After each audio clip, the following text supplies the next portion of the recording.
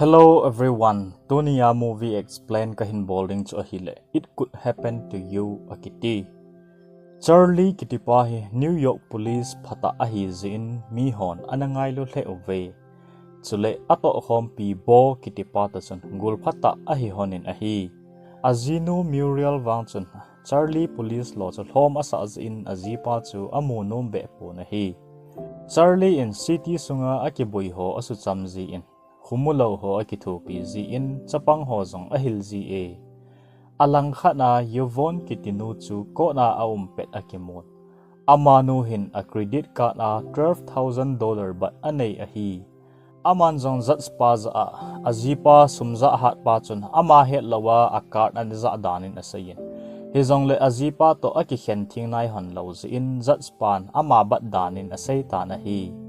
Alang khana Charlie le Muriel chu akinil honin. Sumla samzin azinu chu apunin. Chule achen na in honzong aday mo thu asayin. Hizong le Charlie in kho asapon ayin hon chu num asazingin na hi. Suma day walzi in Muriel in azipa za. Tu ni le lottery ticket khat ani cho in. Azi chu kamang ahoye tin asayin ahi. Charlie zong azinu anil lalmanin agul pa to lottery chu aga cho hanta na hi. Chizawin amani zong restaurant khana agalun honin. Hilai mo na chun yuvon chu waitress in anipangin ahi. Hizong le ane thay order hon ahong thun masangin emergency in ahin kautawin. Aman zong waitress nu chu tip boarding agut na ahi le. Sum anenay tapon. Hizit chun aman zong lottery ticket chu yuvon avet say. Lottery kama na ahi le zingle kahunga sum ake khat kahung piiding na hiti na saytan. Hizong le amanon atasan pon, lottery na mana ahile hong kile pon na te ati na hi. Hichiniza na Charlie chu ayin komvela chapang hoto baseball ki pa ata ki chipet no vid. Azinu in en neding in ahin kawin. Aman zong an ni azawin bucket sunga ake nga di in ahile. Azinu in akida in apun punin. Charlie sunga ahang hang zing ta na hi. Chom khat zaw in TVA lottery result ki pun pa na hong hitan. Hizong le amanga amat lottery number chu azipan ahin cho lo in azinu chu aponin. Hizong le ginchat lo be in Charlie lottery chu pen chu ahung phau tan. Amani zong akipa le azing hanta na hi. Alang khana yevon chu bat a house in aboy le in. A ren cha zong akipi zo po na hi. Ahi le Charlie in azinu za sum ake khat yevon pi dinga akitip thu chu asai pi tan ahi le azinu chu alung hangin. Napi thailo de he ti na gi tai. Hizong le azingin Charlie chu restaurant mai achun agul pa to agachi honen. Chuzo in restaurant sunga chun yevon chu aga hall honen ahi le. Amanu chu ane boy changin ahi. Chu in Charlie in gift khat ka hin choi pi e atin. Amit be ading change chu pi in ahi. Chuzo in aman zong $4 million lottery amat thu chu asay ta nahi le. Apat nin atot ahi sa in.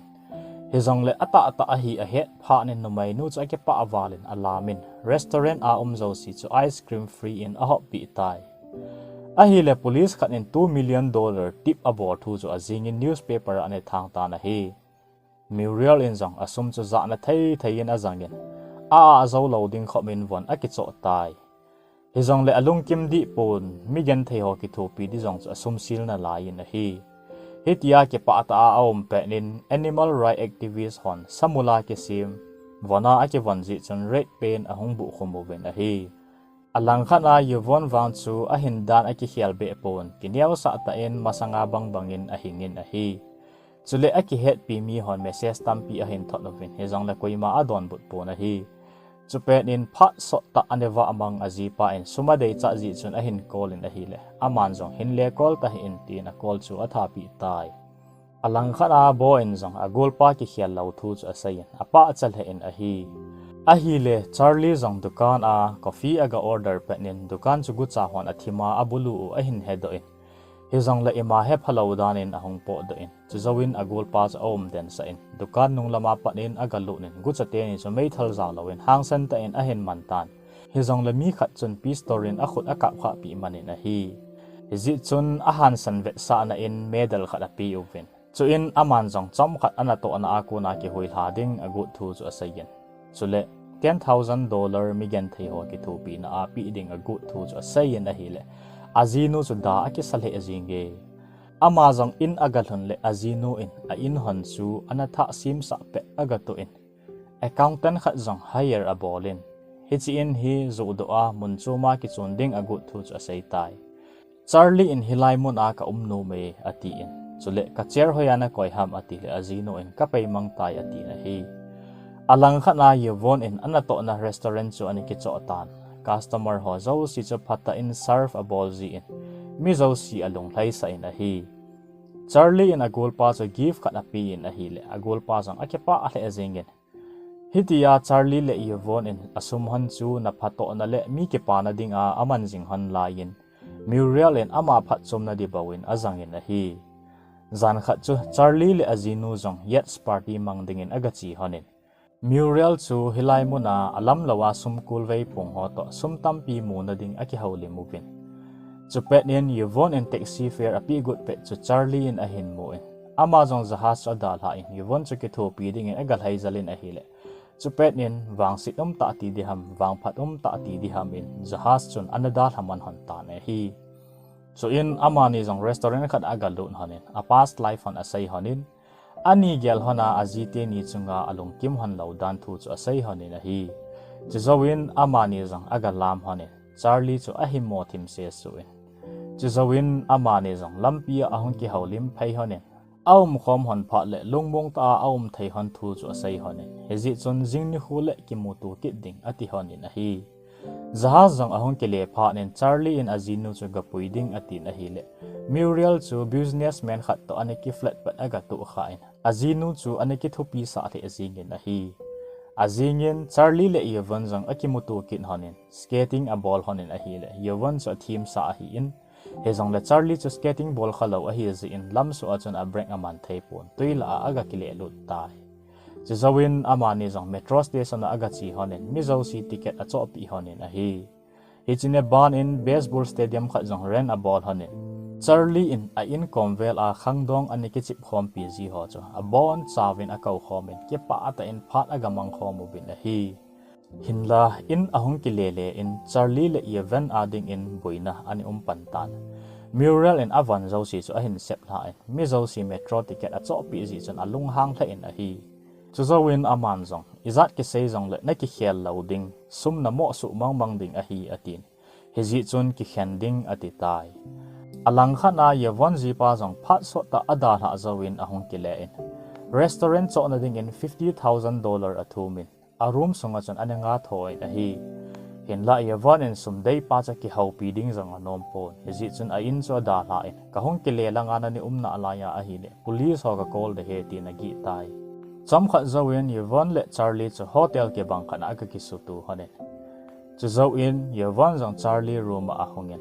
ama ni jong hotel a chana ki holim honin a ki sanin hinchini zan chun agi khom hon tai azing jing ka in ama ni jong hotel a panin a hong po do khom hon a hi le hotel mai a chun journalist tampi ani amovin nang ni ke ka ipi relationship ham tin thu do anei taw ve chu zawin Charlie in Muriel lawyer pa chu akimu pi in divorce ding thu chu asai taw ve Charlie in assume 1 million chu azinu le pi ding anomen hizong le Yevon chan ke san la pi dinga asai pha no win Charlie anom ta pon ko na ki he ding in om taw ve hezi chun Charlie le Yevon jong phat cham khat pi akimoto thai hon ta pon a hi ko da ki he ni khu ahung thung tan Charlie lawyer pun Charlie in lottery ticket number chu ama ma chama a hlen do a hi dan asayin hizong le Muriel lawyer pun Zaulenar zat aso to zawin Muriel in hitch number chu azipa acho sa dan in mipi ho chu a convince ta na hi azingin Muriel lawyer pon Charlie chu thudo zat anei kini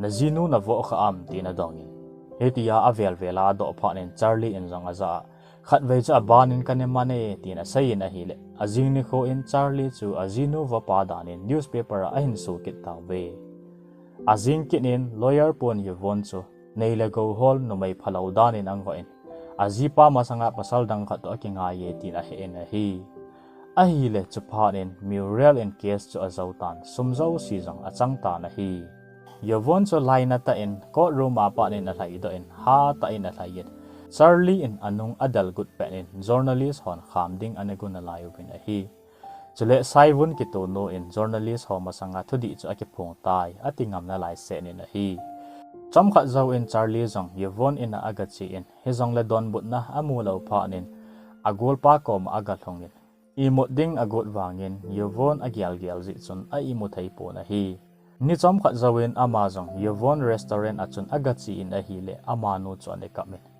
Charlie hin khu asu si pi dana agial zi chun ake phatlam the zingin a hi hizong le Charlie in nang kanai photna a hi le ka hin khu akikim sele tin adon bonen a hi chupe nin khut do khanin restaurant ko chu a hin kiwin ne ding nei pin tin a hung thu min a hi le amani in zong lungthai selin ani ading api honin a hi hizong le a dan chu ama pa chu amani het lo be a journalist ani hidana hi hezi chun azing ni khu in reporter pun Charlie le yovon in ne ding cha jong nei lo khoma ha sat gen thei athu hon la ya hong phalta le lungsit na nei ta an ne ding ani pi hon thu chu news in ahin su ta na hi le mi pi ho he pi na achang hanin donation call jang abol pe pe taw ve alang khana Charlie le yovon jang a chaina ding a nomainu restaurant a chu agachi hona a hi le room sunga chun letters tampi ani omen asonga chun kithu pina sumjong anaza we newspaper sima angai lu ho zaw sin donation ani bol dano a hi